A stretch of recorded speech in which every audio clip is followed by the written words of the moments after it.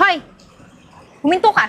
Saan ka pupunta? Ma'am Eden. Tatakasan mo ko? Akala mo matatakasan mo ko sa mga utang mo? Kanina pa kita inaabangan dito. Ma'am, magbabayad naman po ako sa iyo. Bukas na lang po, ma'am, gagawin ko po ng paraan. Ayun naman pala, hindi mo nakakalimutan yung utang mo. Pero hindi mo binabayaran. Bakit ganun? Ma'am, yung anak ko po kasi nagkasakit, di ba, noong nakaraan? Sabi ko naman sa inyo na kailangan ko lang pambili muna ng gamot kaya hindi ba ako nakabayad sa inyo agad. Ano ba yan? Lagi nilang dinadahilan mo yung pamilya mo pag hindi ka nakakabayad. Ano sa sunod? Ay, dito ba siya? Ay, hindi. Okay, ano sa susunod? Okay. Ano sa susunod?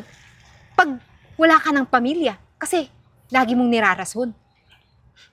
Ma'am, wag naman po sana.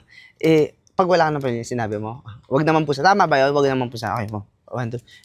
Ma'am, grabe naman kayo magsalita. Wag naman po sana. Kasi kahit papaano sila po yung motivation ko kaya ako nagtatrabaho sa buhay eh. Motivation? Pero hanggang ngayon, hindi pa rin umuusad yung buhay mo. Tingnan mo, delivery rider ka lang. Okay. Motivation? Pero hanggang ngayon, hindi pa rin umuusad yung buhay mo. Tingnan mo, hanggang ngayon, delivery rider ka pa rin. Ano bang gusto mong gawing trabaho, ha? Pero, sa bagay, kahit anong trabaho gawin mo, hanggang dyan ka na lang. Ma'am, yun nga po eh. Kanina may dineliveran ako kanina. Ma'am, yun nga po eh. Kanina po may dineliveran ako ng pizza. Hindi rin po siya nagbayad sa akin. Imbis na yung pambabayad niya sana sa akin, yun po yung ihuhulog ko sa inyo. Kaso, galit na galit siya eh. Bakit mo yan sinasabi sa akin? Hindi ko na yung problema. Ang problemahin Ma'am Eden. mo, humanap ka ng pera na ibabayad sa akin. Ayun nga po yung sasabihin ko sa inyo. Hindi po ako makakabayad ngayong araw. Eh, yun naman pala eh. Wala kang ikakabayad ngayon. O sige, ganito na lang. Itong e-bike mo, ito yung kukunin ko.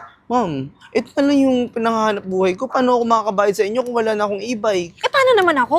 Hanggang kailan ka magbabayad? Hanggang kailan ako maghihintay? Ano, puputi na lang yung buhok ko para magbayad ka? Umalis ka dyan! Akin na yan!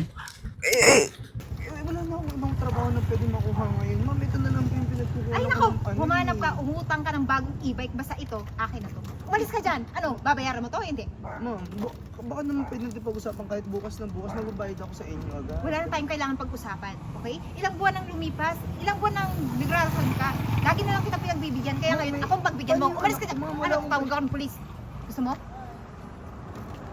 Angas ka pa, ah.